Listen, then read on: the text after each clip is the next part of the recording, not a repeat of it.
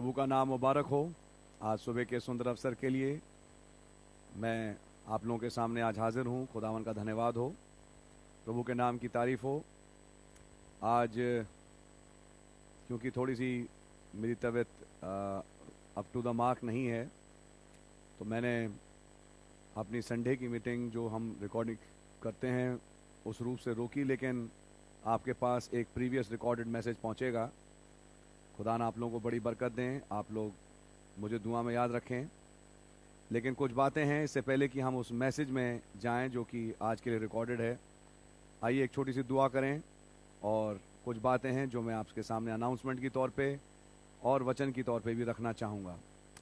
प्रभु यीशु मसीह, आपका धन्यवाद देते हैं आज सुबह के सुंदर अवसर के लिए जो आपने हमें बख्शा एक बार फिर कि हम आपके हुजूर आ सकें। आपका नाम मुबारक हो।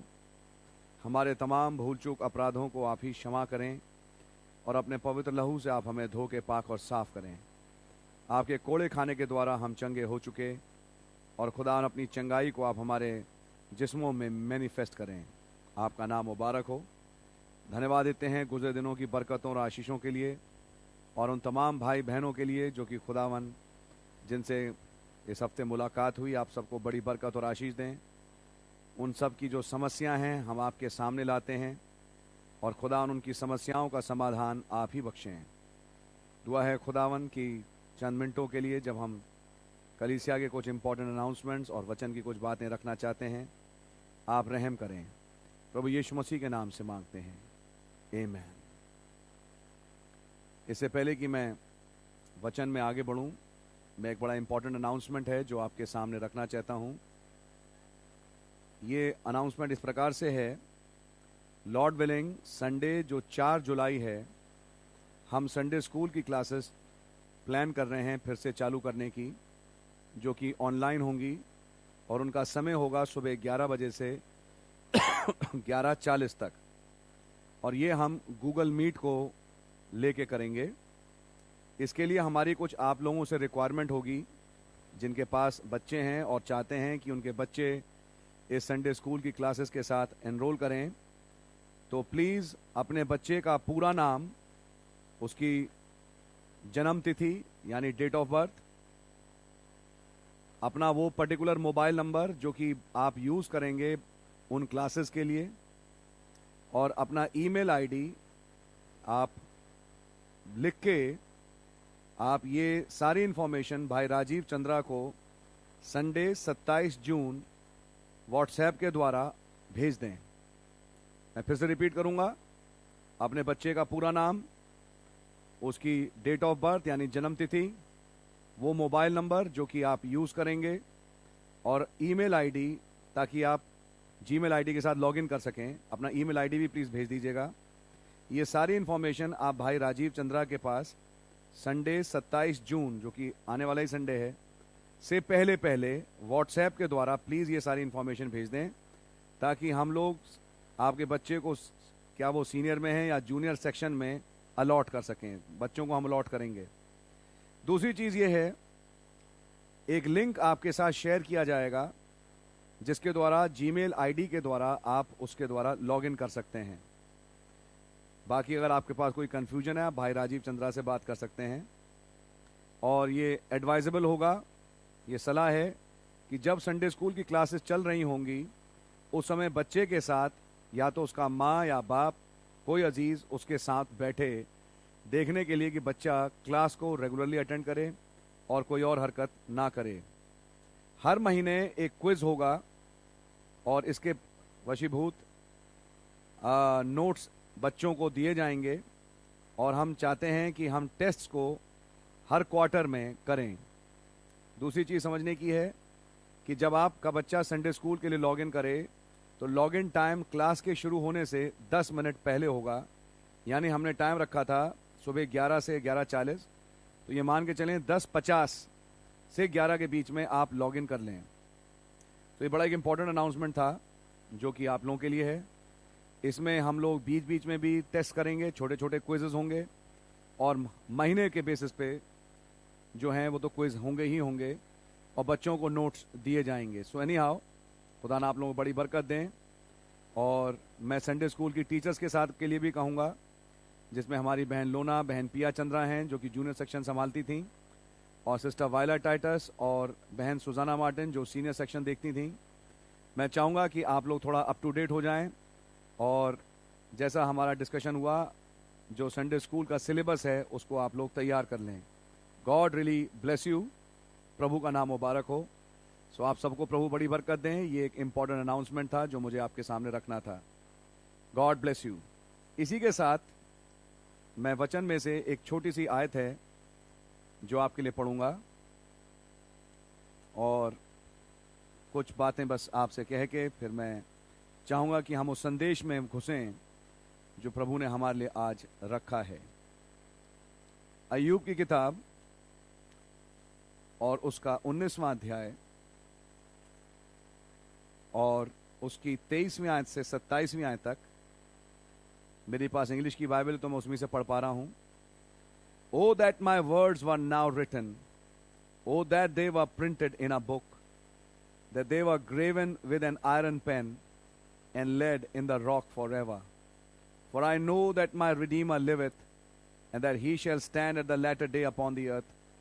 And though after my skin worms destroy this body, yet in my flesh shall I see God, whom I shall see for myself, and mine eyes shall behold, and not another. Though my reins be consumed within me. और इसी के साथ इसी अय्यूब का आखिरी यानी 42वां अध्याय और उसकी 1 से लेके 6 आयत तक मैं पढ़ूंगा।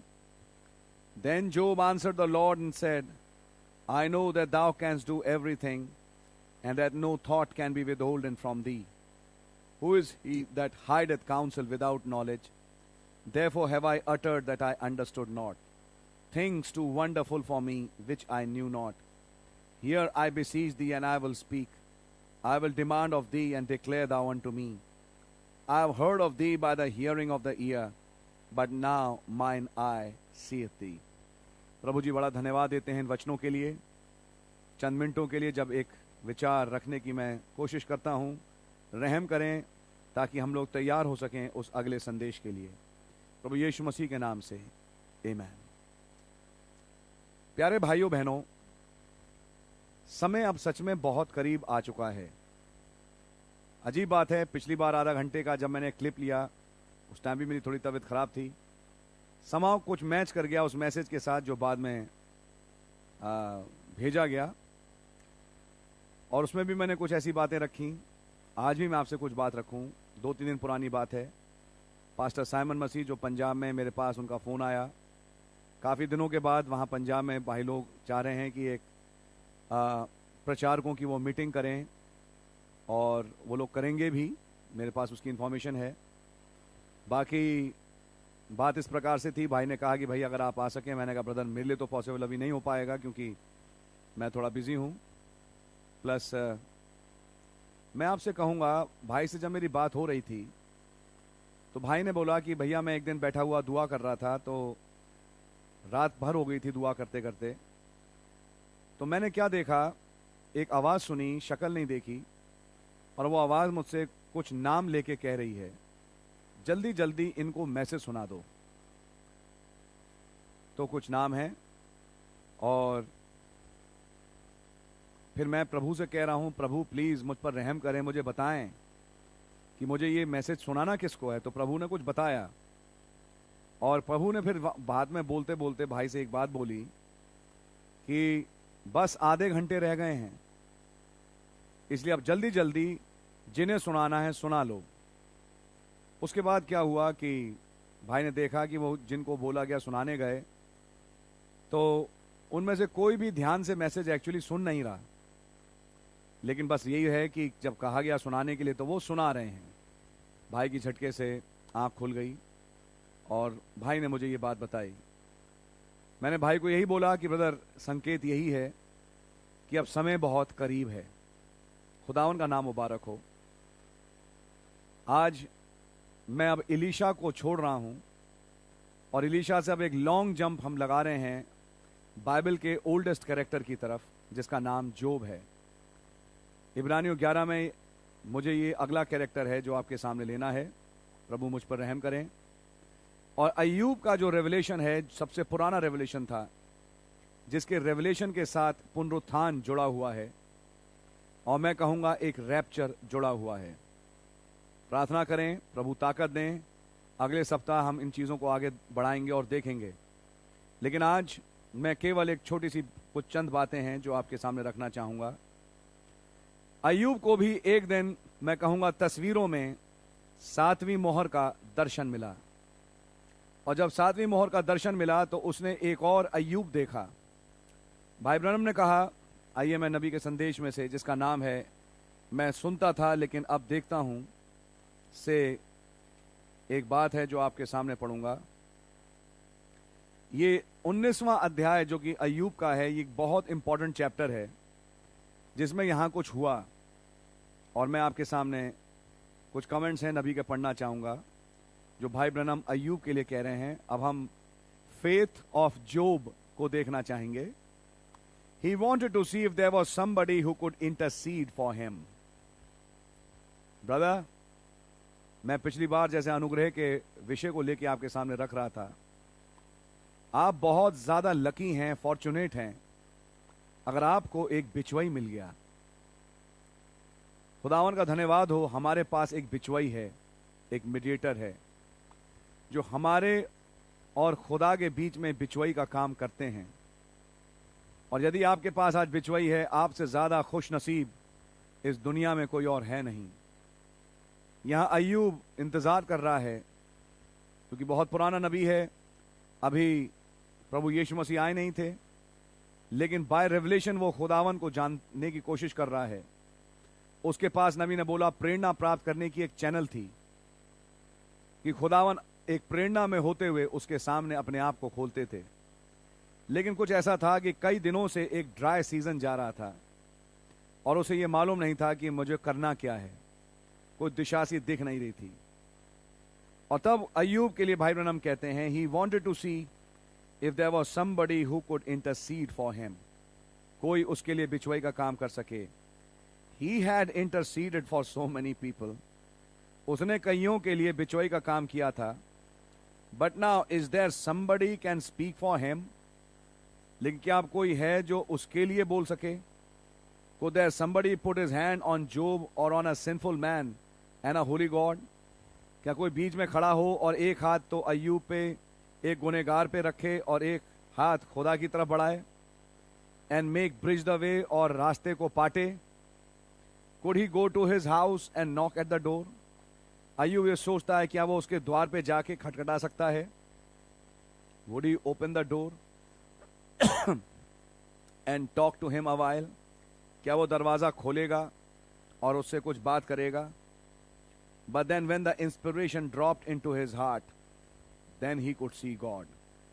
लेकिन जब प्रेरणा उसके हृदय में उतरी, तब वो खुदा को देखने पाया। The lightnings are flashing, the thunders are roaring. बिजलियां चमकने लगीं और गर्जनें होने लगीं। And when it did, he stood upon his feet. और जब ऐसा हुआ वो अपने पैरों पे खड़ा हो गया। And he said, I know my Redeemer liveth. और उसने कहा मैं जानता हूं मेरा छुड़ाने वाला जीवित है। My Redeemer in the last days he'll stand on the earth. मेरा छुड़ाने वाला और अंतिम दिन वो पृथ्वी पे खड़ा होगा। See, नबी कहते हैं देखा आपने? He had begun to see God's reaction to his faith. उसने जो वो खुदा पे विश्वास करता था, अब उसने खुदा का रिएक्शन उसके विश्वास के प्रति देखना चालू किया। It's a beautiful point. Now we wonder if we could see God. हम सोचते हैं कि हम खुदा को देख सकते हैं। Is there a way that we could see him? क्या कोई तरीका है कि हम खुदा को देखने पाए? That was the only way God had trying job out. केवल मात्र एक ही तरीका था और खुदावन अय्यूब की परीक्षा ले रहे थे। He said, I have heard of thee with the hearing of the ear, but now I see thee. उसने कहा मैंने आपके बारे में कान से सुना तो था, लेकिन अब मैं देखता हूं। But now I see thee with my eyes. अब मैं आपको अपनी आंखों से देखता हूं। The vision of the invisible had been made plain. जो अदृश्य था उसका दर्शन सामने ज़हूर में आ चुका था, प्रत्यक्ष में आ चुका था। He seen the cloud rolling around. वो अदृश्य जब दृश्य में आया तो एक बादल के रूप में आया और वो बादल उसके सामने चल रहा था। He heard the flashing of the lightning. उसने बिजलियों की तड़कने सुनी और सॉ इट, देखा। And seen the roaring of the thunder, और उसने उस बड़े धमाके के शब्द को सुना। नबी कहते हैं मे be on a clear day, शायद एक साफ आसमान में। समझने का विषय यह है, यह कौन सा अय्यूब है जिसने एक खास किस्म का धमाका, एक खास दिन देखा जबकि उस दिन कोई बादल नहीं था। फिर उसके बाद जब अदृश्य दृश्य में आया तो एक बादल का रूप ले लिया। आप लोग समझ सकते हैं हमारा संकेत किस घटना की तरफ है।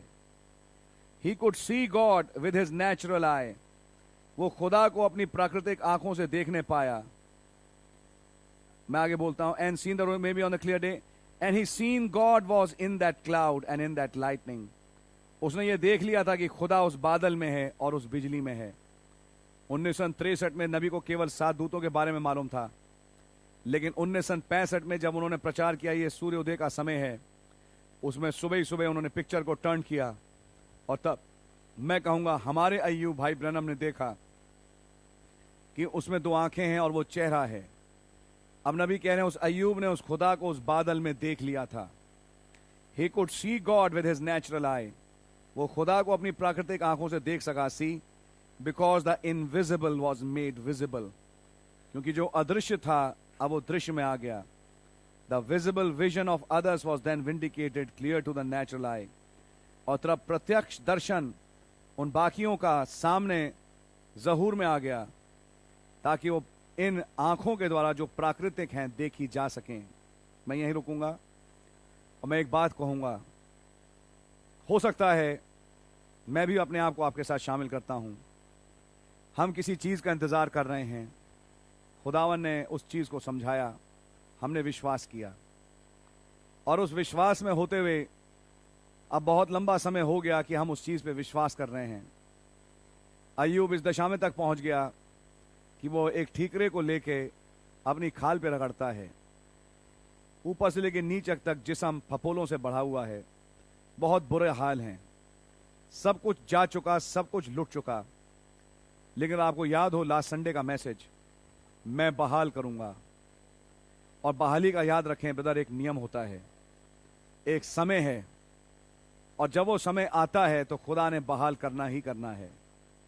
प्यारे भाइयों बहनों, मैं आपको बताऊं, वचन में अय्यूब से खुदावन ने कहा जो कुछ इन टिड्डियों ने, रादर योएल से कहा जो कुछ इन टिड्डियों ने खाया मैं सब कुछ बहाल कर दूंगा। अय्यूब के केस में हम देखें तो यही हुआ। जो कुछ अय्यूब ने अपने जीवन में खोया वो सब कुछ बहाल हो गया। खुदावन अय्यूब को एक ऐसी स्थिति पे ले आए कि वो ठीकरे से अपने जिस्म को खुजला रहा है और जो उसके साथी चर्च मेंबर हैं वो उसको बुरा भला कहते हैं, कोई सुनने को तैयार नहीं। याद रखें, ऐसे हाल में भी अय्यूब ने खुदा का साथ नहीं छोड़ा।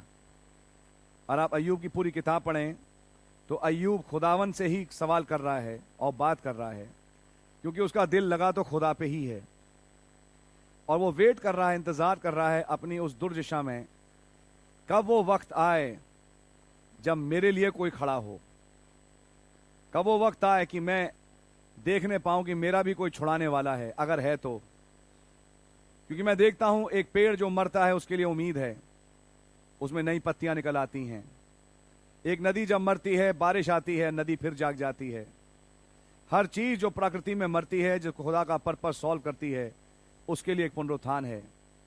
इस मनुष्य का क्या होगा जो स्त्री से जन्मा थोड़े दिनों का है? और तब अय्यूब ने कहा मैं जानता हूं कुछ ना कुछ तो है, इस मनुष्य के साथ भी तो कुछ ना कुछ होगा। और जब वो ये सोच ही रहा था कि एक दिन प्रत्यक्ष अदृश्य दृश्य में आ गया। नबी ने कहा एक सुबह के वक्त साफ आसमान में उसने एक धमाका सुना, और जब उसने धमाका सुना तो अदृश्य दृश्य में आ गया। एक वर्लविंड आई और अय्यूब क्या देखता है कि एक बादल सामने आ गया और उस वर्लविंड में से खुदावन ने जवाब दिया। और जब उसने जवाब दिया तो अय्यूब ने देखा, हां एक और अय्यूब है। उसने देखा एक और जिस्म है, जो कि वो जिस्म नहीं जो ये कीड़े खा जाते हैं। और तब वो कहता है, मैं जानता हूं मेरा छुड़ाने वाला जीवित है। क्या रही होगी वो सुबह और क्या रहा होगा वो दर्शन, जब अय्यूब को ये दर्शन मिला कि मेरा कोई कुछ नहीं बिगाड़ सकता, मेरा कुछ बिगड़ नहीं सकता। और उसे ये समझ में आया, मौत भी मेरा कुछ नहीं बिगाड़ सकती। मैं जानता हूं मेरा छुड़ाने वाला जीवित है और मुझे खुदावन खड़ा करेंगे और इसी पृथ्वी पे मैं खड़ा हूंगा और अपने सृजनहार के साथ खड़ा होकर उसका दीदार करूंगा। ब्रदर, क्या महान रेवलेशन था। जिस रेवलेशन के बेसिस पे उसने वो जगह चुनी, क्योंकि वो एक दर्शन था और उसने कोई जगह देखी। उसने मात्र खाली एक और अय्यूब नहीं देखा, उसने एक जगह देखी और तब उसने उस जगह पे कहा कि मुझे वहीं गाड़ना। जब वो मरा, और वो जगह मकपेला कहलाई, जिसको बाद में अब्राहम ने खरीदा और वहीं पे वो गाड़ा गया। सारा गाड़ी गई, लिया गाड़ी गई, याकूब गाड़ा गया। यूसुफ ने भी कहा मेरी हड्डियों को वहीं गाड़ना। आप लोग तस्वीरें जानते हैं, क्योंकि ये वो जगह बनी जहां से एक पुनरुत्थान होना था। अय्यूब ने प्रत्यक्ष एक छुड़ाने वाले को देखा और छुड़ाने वाले को देखने के बाद ब्रदर, उसका जीवन बदल गया। मैं आपको बताना चाहता हूं, दर्शन देखने के बाद अय्यूब मरा नहीं, लेकिन खुदा ने एक दर्शन जरूर दिखाया। एक और अय्यूब है, क्योंकि वो पूर्व युगों की बात थी, बाद में वो उम्र के कारण मरा भी। लेकिन बाइबल में जब आप अय्यूब की किताब पढ़ें तो लिखा है कि बड़ी उम्र पाके, अपनी संपूर्ण उम्र क्रॉस करके वो तब प्रभु में सोया। ऐसे नहीं मरा, वो अपनी पूरी उम्र पे ही मरा। लेकिन उस दशा में जबकि उसे लगता था मैं तो अभी मर जाऊंगा, खुदा ने उसे बचाया और उसने कहा मैं जानता हूं मेरा छुड़ाने वाला जीवित है। खुदावन एक ऐसी दशा में लेके आए उस अय्यूब को, जबकि उसके अपने दोस्त उसके विरोध में बोलते थे। अय्यूब ने किसी की परवाह नहीं करी। अय्यूब अपने विश्वास पे अडिग बना रहा। और जिस दिन सुबह के वक्त वो बादल आया और गर्जनें हुई, अय्यूब को समझ में आया कि मेरा ड्राई स्पेल खत्म हुआ। मेरे लिए फिर से अब खुदावन एक बेदारी ला रहे हैं। इस चर्च के लिए भी ब्रदर एक छोटा सा ड्राई स्पेल रहा। एक बेदारी आ रही है ब्रदर, एक ऐसी बेदारी मैं कहूंगा इस जोब के लिए, इस चर्च के लिए, जिसमें अब ये जोब, ये चर्च अब अपने नए बदन में प्रवेश करने वाला है। मैं सोचने में विवश था, भाई साइमन से उस आवाज ने कहा बस आधे घंटे बचे हैं। तुरंत मेरा दिमाग गया, आपका भी जरूर गया होगा, आधा घंटा ही समय है 7वीं मोहर का। तो कहीं ये तो नहीं कि उस समय है कि 7वीं मोहर की पूर्ति अब हमारे बीच में हो जाए। और नबी ने बोला 7वीं मोहर हर चीज का अंत है। सबसे पहले वो कलीसिया कालों का अंत करेगा, फिर तुरहियों का, फिर कटोरों का, और even ends the ushering in of millennium. समय का भी अंत है और मिलेनियम के अशर इन करने का भी अंत है। हर चीज में उसका अंत है। वो एक गेम प्लान है खुदा का जो कि वो प्रभु करेंगे। लेकिन क्या वो प्लान रोल हो चुका? मैं विश्वास करता हूं रोल हो चुका।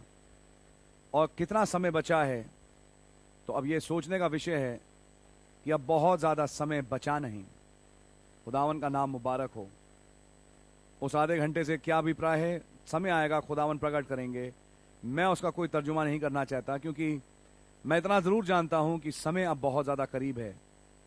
और अब समय है कि ये जोब, ये अय्यूब जिसका नाम खुदा की कलीसिया है, जिसने इस पृथ्वी पर रह के काफी कुछ सहा भी, क्योंकि जो खुदा के साथ चलते हैं वो सहते हैं, वो सताए जाएंगे।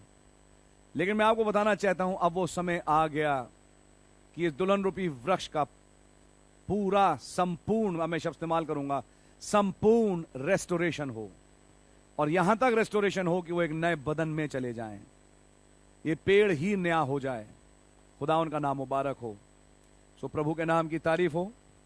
जो अदृश्य था उसका दृश्य में आना, ये अपने में प्रत्यक्ष एक सबूत था कि अय्यूब की कैप्टिविटी जाती रही और अब अय्यूब वापस लौट के आएगा। ब्रदर और सिस्टर, अगर ये बादल आपके घर में आया है और इस बादल में आपको किसी का चेहरा दिखाई देता है, मात्र तस्वीर नहीं, तो तो ये मान के चलिए एक अदृश्य है जो आपके सामने दृश्य में आया इस संदेश में। और जब ये दृश्य में आया तो आप कह सकते हैं मैंने सुना था खुदा के बारे में, लेकिन आज मैं इस बादल में इस प्रभु को देख पाता हूं। और अगर आप इस बादल में इस प्रभु को देख पाते हैं तो ये भी फिर समझ लें अय्यूब के समान कि जब अदृश्य दृश्य में आया अय्यूब के, तो उसी के बाद अय्यूब की बंधुआई खत्म हो गई और वो वापस एक नया जिस्म प्राप्त किया और वो अपनी जवानी की दवाशाह में वापस लौटा। आज मेरा और आपके लिए भी मैं विश्वास करता हूं वही समय है। खुदा ना आप लोगों को बड़ी बरकत और आशीष दें। उस दर्शन को प्राप्त करने के बाद अय्यूब मरा नहीं, वरन अय्यूब एक्चुअली अगर आप बाइबल में देखें तो बदल गया। हाँ, एक बात जरूर कहूंगा, खुदा रहम करे अगले संडे मौका मिले तो मैं इस पर और डेवलप करूं। और वो बात यह है कि कैसे अय्यूब ने से खुदावन ने कहा कि उन दोस्तों के लिए दुआ कर जिन्होंने मेरे विषय में सही नहीं बोला। याद रखें, एक बड़ा सबक है सीखने का, सिद्ध विश्वास माफी पे आधारित है। और नबी ने कहा यदि आप माफ करना नहीं जानते तो आप याद रखें आप में सिद्ध विश्वास नहीं आ सकता। खुदा ने माफ किया हमें, इसलिए आज खुदा में सिद्ध विश्वास है। यह मौका मेरे जीवन में भी एक समय आया था, आज भी है और हम सब के लिए है। और वो बात इस प्रकार से है, आपके विरोध में अगर किसी ने कुछ किया, दिल से आप उसे माफ करें और इतना माफ करें कि उसको भूल जाएं। यह बैकग्राउंड बनेगी आपके लिए कि आप मरकुस 11:23 को पूरा करें। अय्यूब के सामने भी यह चुनौती आई। जिन 3 दोस्तों ने उसके विरोध में जो कुछ कहना था कह लिया, अब खुदावन अय्यूब को एक मौका देते हैं, क्या तू उन्हें माफ कर सकता है? यानी अब तू उनके लिए दुआ कर। और अय्यूब ने उनके लिए दुआ करी। और जहां अय्यूब ने उनके लिए दुआ करी, बाइबल में लिखा है अय्यूब की बंधुआई जाती रही। आप समझ रहे हैं, ये एक बहुत इंपॉर्टेंट पॉइंट था जो मैंने चाहा कि आपके सामने रखूं।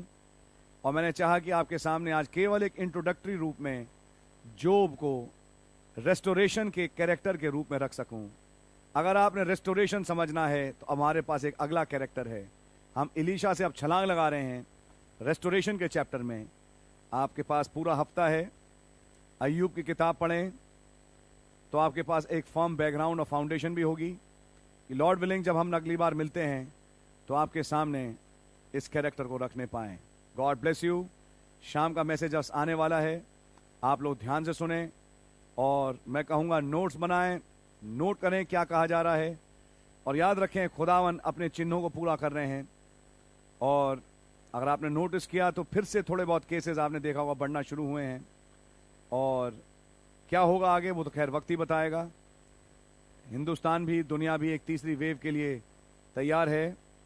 लेकिन हमने जैसे आपसे रखा एक बात, इस तीसरी वेव का मेन अभिप्राय आर्थिक व्यवस्था को लेके होगा जो कि इस दुनिया को सर्वनाश की तरफ ही ले जा रही है। लेकिन हम जानते हैं कि क्या होने जा रहा है। दुल्हन के लिए अच्छे दिन आ रहे हैं। Happy rapture, shalom, God bless you. और प्रभु ने चाहा हम अगली बार फिर से मिलेंगे ऐसे ही, ताकि संदेश को आपके सामने रख सकें। मैं एक चीज़ और कहूँगा, प्लीज़ दुआ ज़रूर करें। सॉरी, एक पॉइंट और है जो मैं आपके सामने रखना चाहूँगा। मैसेज में जो मैंने पार्ट रखना था मैंने रख दिया आपके सामने। ये भी समझिए अनाउंसमेंट तो नहीं, लेकिन एक बात है। कई लोगों के मेरे पास इन दिनों में सवाल आए वैक्सीनेशन को लेके। प्लीज जरा ध्यान से सुने और इसको मैं चाहता हूं कि क्योंकि रिकॉर्ड हो रहा है और आप तक पहुंचेगा तो ये रिकॉर्ड भी है। मैं इस वैक्सीनेशन के लिए स्पिरिचुअली या मैं कहूंगा कोई रिलीजियस ग्राउंड्स पे कोई ऐसा कारण नहीं पाता कि आप वैक्सीनेशन क्यों नहीं ले सकते। कृपया प्लीज मेरी बात को समझने की कोशिश करें। मेरे को सुनने में आया कहीं कहीं से कि किसी ने प्रचार किया है कि वैक्सीनेशन नहीं लें, और कुछ लोगों ने यहां तक प्रचार किया कि वैक्सीनेशन लेना पशु की छाप को लेना है। ब्रदर और सिस्टर, मैं आपसे कहूंगा मेरा ऐसा कोई विचार नहीं, और ना ही मैं ये कहता हूं कि वैक्सीनेशन का लेना पशु की छाप को लेना है। मैं इन विचारों से अभी टोटली एग्रीमेंट में नहीं हूं। लेकिन मैं एक बात जरूर करना चाहूंगा, जो कि बात अगर आप मुझसे पूछें हेल्थ रीजंस को रखने के अनुसार है, और वो कुछ कारण इस प्रकार से हैं। जो लोग कोरोना से एक बार संक्रमित हो चुके, विज्ञान इस चीज को स्थापित कर चुका और अखबारों में भी आ गया कि उनमें एक रेजिस्टेंस डेवलप अपने आप हो जाती है और उनमें एक इम्यूनिटी है आज भी कि वो उस कोरोना के दूसरे दौर से बच सकें। ये खैर एक पॉइंट रहा। पॉइंट नंबर 2 जो मैं आपके सामने रखना चाहूंगा, अखबारों के द्वारा भी और वैसे भी न्यूज चैनल्स के द्वारा ये चीज साबित की जा सकी और मैं कहूंगा इन चीजों से सरकार बहुत खुश नहीं है, लेकिन मैं आपके सामने जरूर रखना चाहूंगा कि इस कोविड, कोवैक्सीन, कोविशील्ड, जो भी नाम ले लीजिए, जो भी वैक्सीन अवेलेबल हैं, इनके दोनों डोजेस को लेने के बावजूद जो आज की तारीख पे दूसरी वेव को लाने वाली डेल्टा वेरिएंट थी, उससे दोनों वैक्सीन के डोजेस को लेने के बाद भी आप इम्यून नहीं हैं। यानी कि उसके बावजूद भी किसी को कोरोना हो सकता है। आपकी समझ में आ रही है? सरकारी जॉब्स में काम के कारण कभी कभी कुछ रिक्वायरमेंट्स हैं। आपने अगर ले ली वैक्सीन तो कोई गुनाह नहीं किया, आपने अगर वैक्सीन नहीं ली, मैं कहूंगा तो भी अच्छा किया। लेकिन मैं ये जरूर कहूंगा कि इसके द्वारा ये प्रूव हुआ कि जो वैक्सीन लेते हैं कोरोना के प्रति कुछ ना कुछ इम्यूनिटी वो डेवलप करते हैं। एक दूसरा एस्पेक्ट है जो मैं आपके सामने रखना चाहूंगा, उसके बिना पे मैं कुछ गाइडलाइंस हैं जो कि आपके सामने रख सकता हूं। इसका कोई रिलीजियस मैटर नहीं है, प्लीज ध्यान से समझने की कोशिश करिएगा। भाई ब्रनम ने भी संदेश में बोला, क्योंकि बाइबल में लिखा है जो कैसर का है वो कैसर को दो। अगर कभी ऐसी रिक्वायरमेंट आए आपके पास, जब रूल्स और रेगुलेशंस के अनुसार आपको ये वैक्सीन लेना पड़े, तो मैं आपको उदाहरण देता हूं। भाई ब्रनम ने भी येलो फीवर के लिए, मलेरिया के लिए और ट्रैवल के लिए, पोलियो के लिए वैक्सीनेशन लिया। इन्फ्लुएंजा के लिए नबी ने वैक्सीनेशन लिया। नबी ने कहा जब मैं जा रहा हूं अफ्रीका, जब मैं जा रहा हूं बाकी दूसरे देशों में, ये रिक्वायरमेंट है और उसके लिए मुझे वैक्सीन लेना जरूरी है। उन्होंने वैक्सीन ली, उन्होंने कहा जो कैसर का है आप कैसर को दो। तो उस महीने में मेरे पास संदेश से कोई एक ऐसा फॉर्म स्टेटमेंट नहीं है कि मैं आपसे कहूं ये एंटी क्राइस्ट है, ये मार्क ऑफ द बीस्ट है, आप वैक्सीन ना लें। 3 साल के बाद इसका असर आएगा, भैया जो आएगा वो तब वक्त बताएगा, जो देखा जाएगा। लेकिन संदेश के अनुसार मेरे पास ऐसी कोई गाइडलाइन नहीं। लेकिन हाँ, अगर मैं हेल्थ की बात करूं और जो आज चल रहा है उसको देखने की बात करूं, तो वैक्सीन्स का जो असर होना चाहिए आपको प्रोटेक्शन देने के लिए, उसके लिए भी सरकार भी कहती है और हेल्थ इंस्टीट्यूशंस भी कहते हैं हम आपको कोई पूरी गारंटी नहीं देते। नंबर 1। दूसरी बात समझने की यह है, जो ऑलरेडी कोरोना से संक्रमित हो चुके, मेरे विचार से उन्हें वैक्सीन लेने की कोई खास जरूरत नहीं। लेना चाहे वो भी ले सकते हैं, लेकिन लेने की इसलिए जरूरत नहीं कि उनके अंदर already antibodies, natural killer cells, memory cells हैं जो कि इस इंफेक्शन के दोबारा आने पे फाइट करेंगे। ये एक केवल गाइडलाइन है, फिर भी जैसा आप चाहें आप ऐसा कर सकते हैं। समय के हिसाब से चीजें बदलती भी हैं। उसके अलावा एक और चीज है जो कि समझने वाली है, जो नए नए म्यूटेंट वैरायटीज आ रही हैं, प्लीज समझने की कोशिश करें। अभी सुनने में आया यूके में एक नया वेरिएंट आ गया जिसका नाम है डेल्टा प्लस वेरिएंट, जो कि कारण बन सकता है थर्ड वेव का। खैर चलिए, जो है वो देखा जाएगा। लेकिन अगर कोई ऐसा वेरिएंट आया है तो ये लिख के चलिए, ये वैक्सीन उस वेरिएंट के विरोध में कार्यशील होगी। अगर डेल्टा वेरिएंट के अगेंस्ट नहीं है तो डेल्टा प्लस के भी विरोध में नहीं हो पाएगी। और इसके लिए कोई सरकार भी दावा नहीं भरती और एम्स में और कई लोग भी दावा नहीं भरते। ध्यान से समझिएगा। दूसरी चीज, वैक्सीन्स के कारण देखा गया कि कई साइड इफेक्ट्स आए हैं और कई बार वो साइड इफेक्ट्स काफी जानलेवा भी साबित हुए। तो जो उम्र रसीदा हैं, मैं कहूंगा कि अब ये एक रिस्क है जो आप लेंगे, तो उसको आप देख सकते हैं कि आप क्या इस रिस्क को लेना चाहेंगे या नहीं। ऐसा हो सकता है कि कुछ भी ना हो, क्योंकि देखिए हमारे पास कोई गाइडलाइंस नहीं है, क्योंकि मैं एक डॉक्टर भी हूं, ऐसी कोई गाइडलाइंस नहीं है। लेकिन दूसरी तरफ जो बच के निकल गए वो तो निकल गए, लेकिन जिन्हें कुछ प्रॉब्लम हुई तो उन्हें कुछ अच्छी खासी प्रॉब्लम हुई। लोग कोमा में लैंड अप हुए हैं, ब्रेन हेमरेजेस हुए हैं, डेथ्स हुई हैं, और उसके काफ़ी अफेक्ट्स हुए हैं लोगों में वैक्सीनेशंस को लेने के बाद भी। हाँ, बहुत कम है, 10,000 में, लाख में एक है, लेकिन देखिए हैं तो सही। जैसे हम आंख बंद करके बच्चों को पोलियो लगवाते थे, डीपीटी लगवाते थे, ऐसे ये वाली वैक्सीन नहीं है जिसे आंख बंद करके लगवा लिया जाए। एनी हाउ, बाकी खुदावन आप लोगों को सुबुद्धि दें कि आपने क्या करना है। तो मैं थोड़ा सा इस एयर को क्लियर करना चाहता हूं, क्योंकि मैं यहाँ पे जिस कुर्सी पे बैठा हूं वो एक प्रचारक की हैसियत से है, लेकिन एक डॉक्टर की हैसियत से भी जो कुछ थोड़ी गाइडलाइंस थी मैं आपको दे सकता था, मैंने आप लोग को देने की कोशिश करी। तो मुझसे बार बार आप लोग सवाल ना करें ब्रदर वैक्सीन लेनी चाहिए नहीं लेनी चाहिए। ये रिकॉर्डिंग आपके लिए काफ़ी होना चाहिए कि आपको गाइडलाइंस दे। हाँ, मैं जरूर कहूँगा जो कोरोना से संक्रमित हो चुके। नंबर 2, कुछ लोगों को मैंने बताया भी, जब वैक्सीन्स बन ही रही थी तो ये गाइडलाइंस हैं वैक्सीन्स लेने के लिए। जिनको खानदानी एलर्जीज की बीमारी रही, जिनमें एलर्जीज हैं, वो लोग अगर वैक्सीनेशन का ना लें तो बहुत ही बढ़िया होगा, क्योंकि इस वैक्सीनेशन से एलर्जी की प्रॉब्लम्स होती हैं।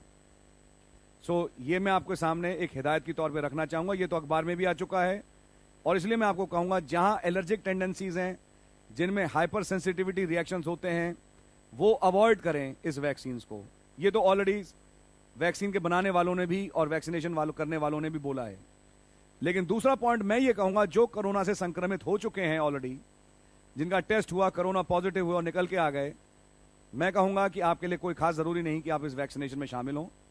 बाकी देखिए, वैक्सीन लेंगे तो बीमार पड़ेंगे, वैक्सीन नहीं लेंगे अगर बीमार पड़ेंगे तो तब की तब देखी जाएगी। लेकिन सवाल इस बात का है कि वैक्सीन लेके क्या आप कोरोना से बच सकते हैं? माफ़ करिए, ऐसा है नहीं। सो ये केवल समझिए अपने आप को सांत्वना देने की बात है। लेकिन हाँ, कई जगह जाओ, जॉब रिक्वायरमेंट्स हैं, कई जगह रिक्वायरमेंट्स हैं कि आपको भाई लेना ज़रूरी है, तो भाई मैं आप पे छोड़ता हूँ, आप जैसा चाहें आप कर सकते हैं। मन की संतुष्टि भी कोई चीज़ होती है, लेकिन सच्चाई क्या है वो मैंने आपको बता दी कि अगर आप सोच के चलें कि वैक्सीनेशन के बाद आप प्रोटेक्टेड हैं, तो ये भूल जाइए, प्रोटेक्शन नहीं है। प्रोटेक्शन केवल एक जगह है, और वह है प्रभु यीशु मसीह का लहू। उसके अलावा कोई प्रोटेक्शन है नहीं। बाकी इस पे कोई आत्मिक या धार्मिक कोई शिक्षा नहीं कि आप वैक्सीनेशन ना लें। God really bless you. प्रभु आप लोगों को बड़ी बरकत और आशीष दें। आइए एक छोटी सी दुआ करेंगे ताकि अब हम संदेश में बजाएं। प्रभु जी, धन्यवाद हो, आपने कुछ अनाउंसमेंट्स और बातों को रखने का फजल दिया। मैं जानता हूं मेरा छुड़ाने वाला जीवित है, हमारा छुड़ाने वाला जीवित है। और खुदा, मैं जानता हूं जब दुनिया में ये कोहराम मच रहा है, इस ब्राइड का छुड़ाना आप ही करेंगे। अब समय आ गया है कि ये दुल्हन अब उस बहाली दशा में जाए और उस दशा में लौटे जहां वो बागेदन में आपके साथ थी। मेरी दुआ है खुदावन, हमें वो दिन देखने का फजल बख्शें। हर मृत्यु के असरातों को हमारे घरों से दूर करें और अपने जीवनों से हमारे जीवनों को और घरों को भर दें। अपनी संपूर्ण चंगाई हमें बख्शें। प्रभु यीशु मसीह के नाम से मांगते हैं, आमीन। Shalom. God bless you. Praise the Lord.